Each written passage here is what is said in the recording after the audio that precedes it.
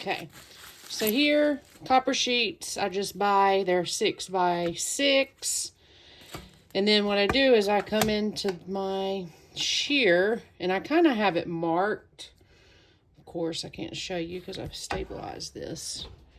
So I kind of know where to go with it.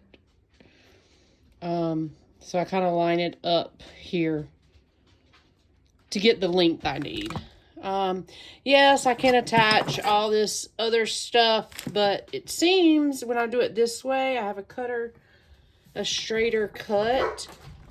And then I just come down, cut it, and then this here I will use to run my pattern in. Sorry, my dog's barking. So I take that off after I cut it, just because that does protect it from getting scratched. So there we go. So copper sheet. Now I go over to my rolling mill and roll in the pattern I want to roll in. So this here is the rolling mill I'm using. Sorry, I've drawn on it. Just ignore all that. But it's mountains, water, and stars. This comes from, I think, Oregon Trail Silver. I'll try to link that in the bottom if I have time. So when I do this, I kind of roll my mill up, and then I kind of tighten it down to the lowest spec there, zero it out.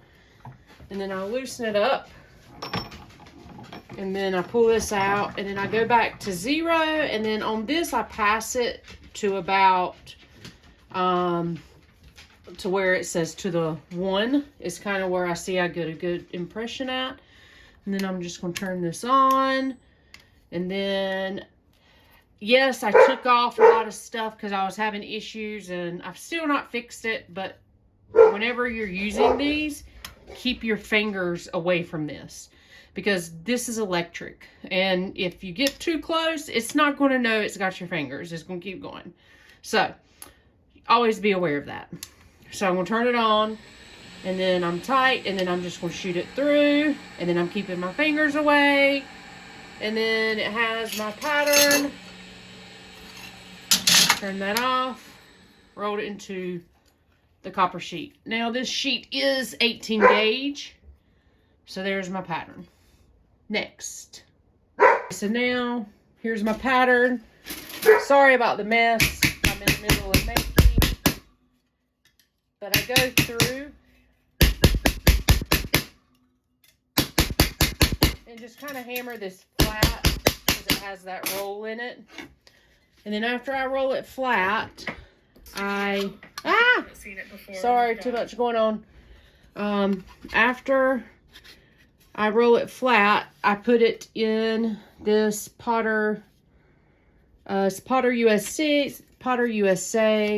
It's the Washington State die. So this kind of saves me time. Instead of hand cutting all this, I can press it out. And I make sure it's kind of how I want it. And then I go over to my press. Okay, somebody asked, they wanted to see more of the press and what I did. So here's another mountain. It's not the same one I did, but like I said, I'm just kind of going in a row, and then I slide it in here. And then I jack this, put this in, and then I jack it. And I always close this ear just because it's loud. So that means it went through. And then open it. And then I got to get it out. So that's like a bigger, so you can see kind of what I'm doing. Okay, sorry for the mess, guys. But, so this is my bench. These are ones I've already done. And then I take this and I just beat the mess out of it. And then it pops through. There's the extra. And then here is what I have. And then there's still other stuff I got to do. So I'm going to finish all these.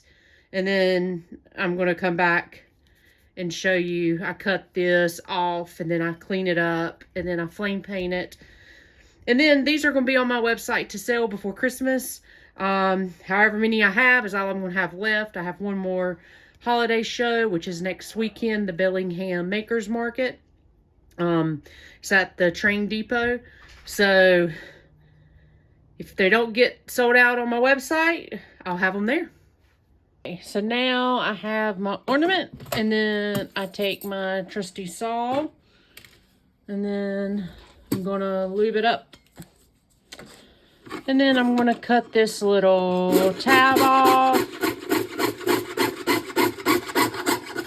And then I'm gonna do that with all of them that I'm making. So I'm gonna do one more for you. And then I'm going to continue doing all these, and I'll be back. Okay, next, you can see there's a little warpage in them.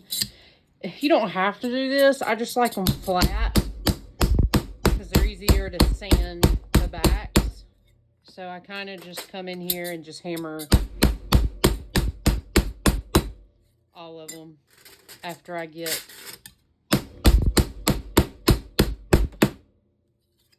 that tab removed.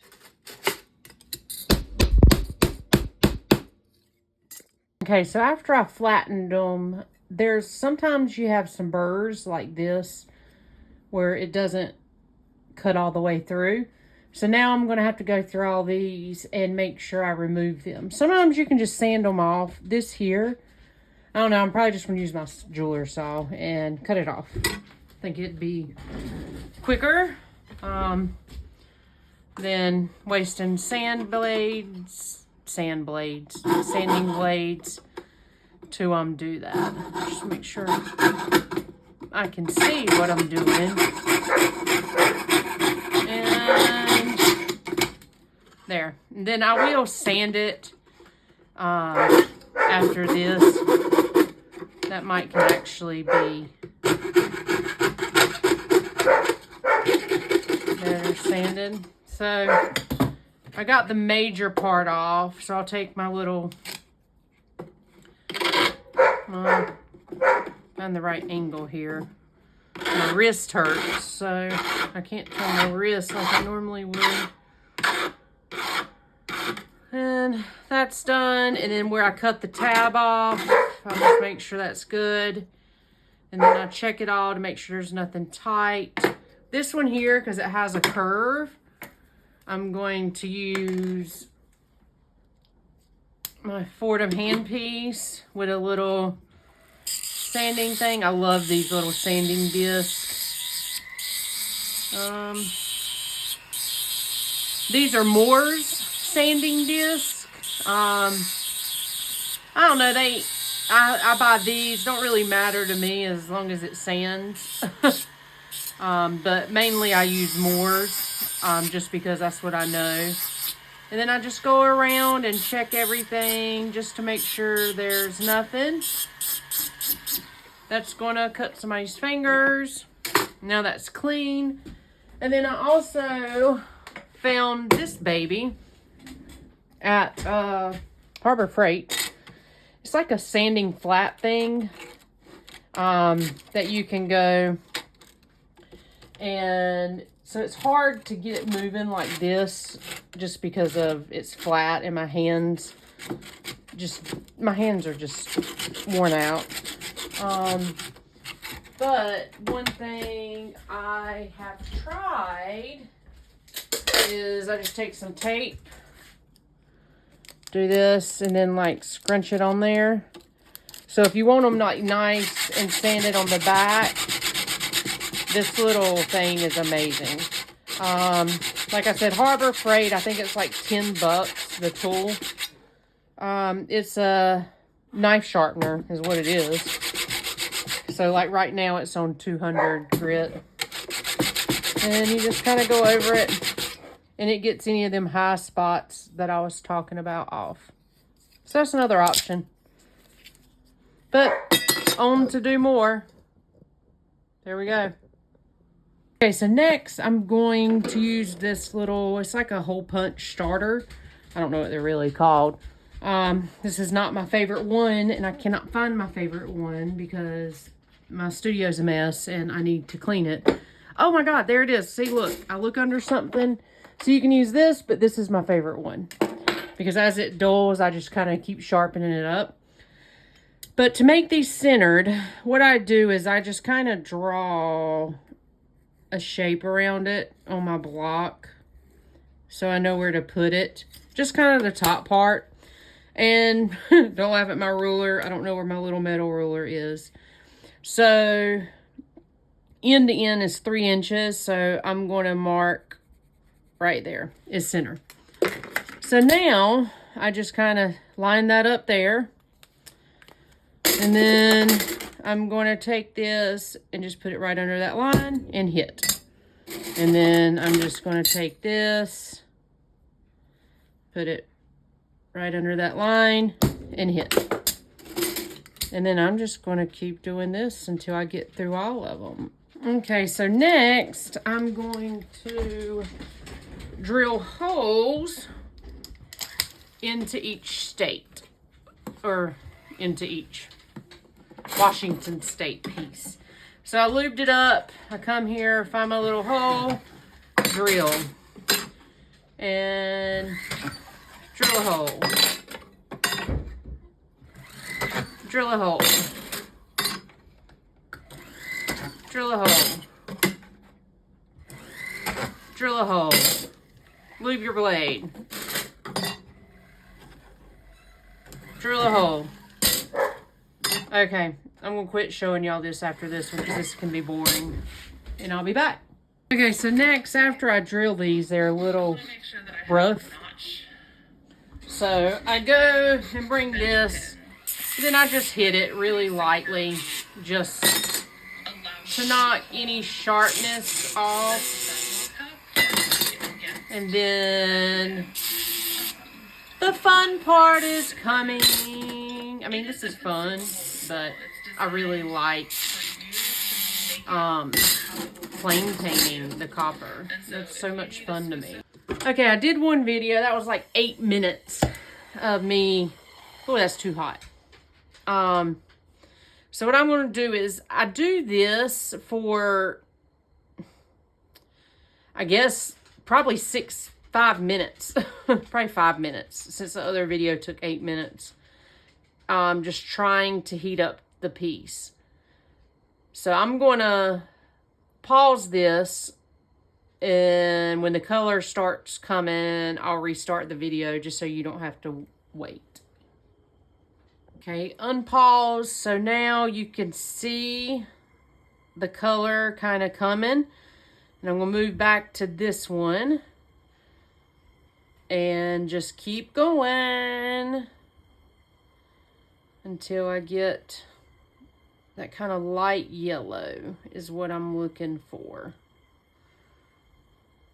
So I don't even know, I don't have the camera in front of me, it's above me, so I can't see what y'all are seeing. But right now you can see the yellows and the blues and the pinks coming through. Okay, so I'm gonna pull back, and then I'm gonna look at that. And then I'm just going to kind of go back at it and just kind of play with it because it's had time to cool. Ooh, that's pretty. I don't know. I love mustard yellow. I don't think a lot of y'all do, but I think it's such a pretty color. And that burnt. And one thing I know I like is I can hold it up. And then...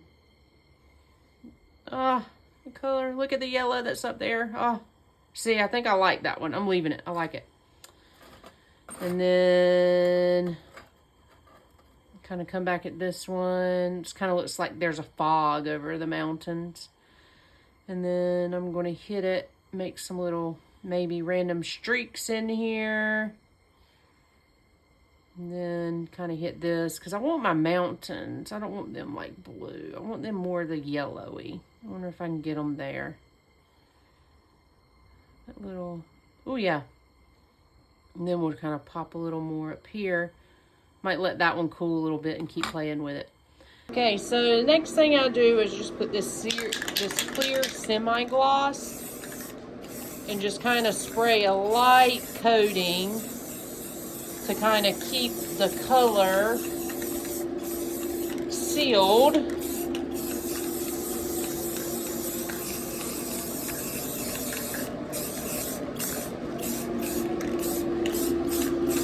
There we go. And then that will dry. Ooh, look at that one with that green and the yellow. Oh, so pretty.